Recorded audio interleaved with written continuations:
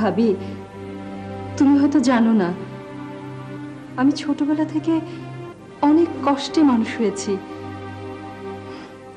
এইটুকু জীবনে ভালো মন্দ অনেক রকম মানুষ আমি দেখেছি, কিন্তু শুভর মতো একটি মানুষও আর দেখিনি। ওর চোখের দিকে তাকালে বোঝা যায় ও কত কষ্টে আছে। কিন্তু তোমার মতো এত ভালো একটা মেয়ে পেয়েও কেন এত কষ্টে থাকবে? বুঝি, সবই বুঝি। স্বামী স্ত্রীর বন্ধন একটা পবিত্র বন্ধন, প্রেম ভালোবাসা দিয়ে এই বন্ধন তৈরি হয়। কিন্তু স্বামী স্ত্রীর মধ্যে যদি সে ভালোবাসাই না থাকে, তবে তুমি তাকে কি বলবে? জানি তুমি উত্তর দিতে পারবে না। আমার বাবা মায়ের মান রক্ষা করতে আমি এই বিয়েতে রাজি হয়েছিলাম। শুভ তোর বাবা মাকে সুখী করার জন্যই তোমাকে বিয়ে করেছে ভাবি। ভাবি, তুমি কি পারো না তোমার আগের সবকিছু ভুলে যেয়ে সবাইকে আপন করে নিতে?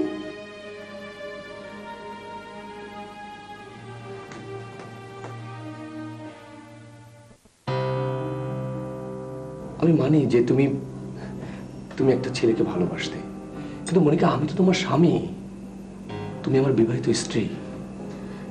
তোমার কি স্বামীর প্রতি সামান্য দায়িত্ব কর্তব্য কিছু নেই? তুমি কি আমাকে মন থেকে একটু মেনে নিতে পারো না?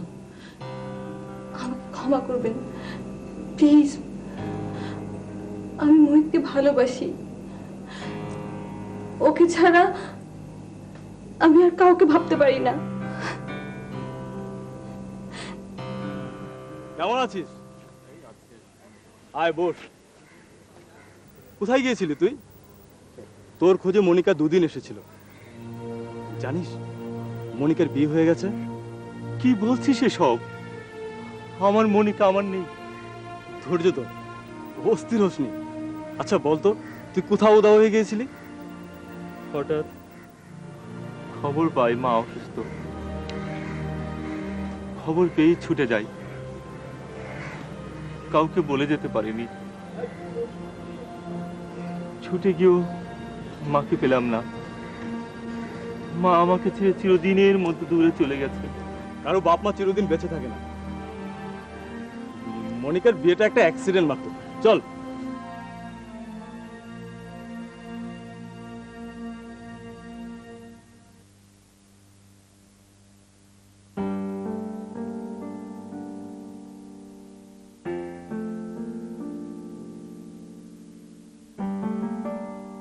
মোহিত, আমি ফিরে এসেছি।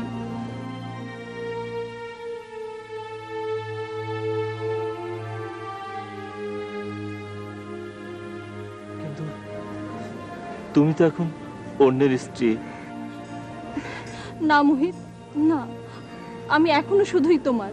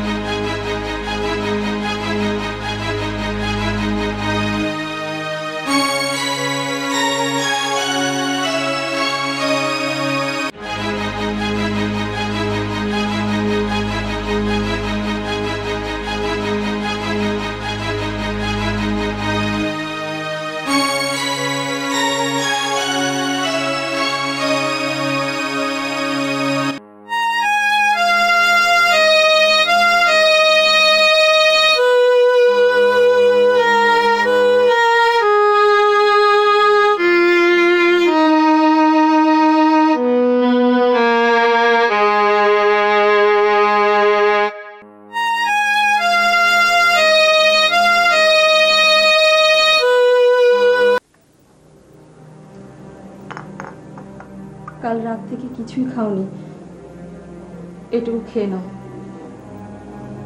নীরা, আমার কি দোষ বল? বিয়ের পর থেকে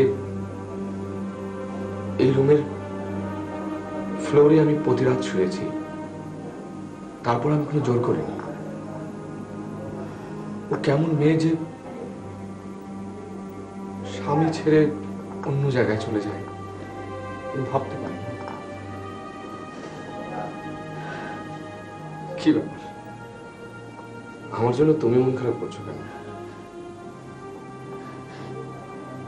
এটুকু খেয়ে নাও। আমার খেতে ইচ্ছে করছে না। তবুও তোমাকে খেতে হবে। নাও।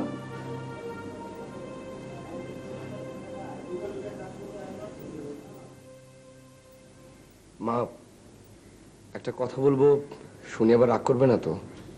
রাগ করবো কেন? তুই আমাদের একমাত্র সন্তান, তোর সুখে আমাদের সুখ। বল। মা, নীরা। নীরা কি? ওর সঙ্গে আমার কথা হয়েছে। সত্যি? সত্যি তোর সাথে কথা হয়েছে? তাহলে তো খুব ভালো। নীরা খুব লক্ষ্মী মেয়ে। এই মেয়ে, যাচ্ছিস কেন? এদিকে আয়, এদিকে আয়। বসো।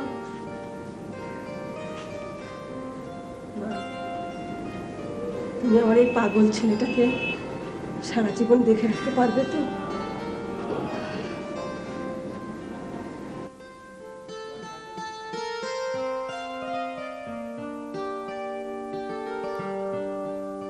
আমাদের নীরাকে তোমার কেমন লাগে? কেন বলো তো? আমাদের শুভর পাশে ওকে কেমন মানাবে? আসলেই তো ব্যাপারটা তো আমার মাথায় আসেনি। নীরা খুবই লক্ষ্মী মেয়ে, দারুণ হবে। আমার শুভর পাশে ওকে দারুণ মানাবে।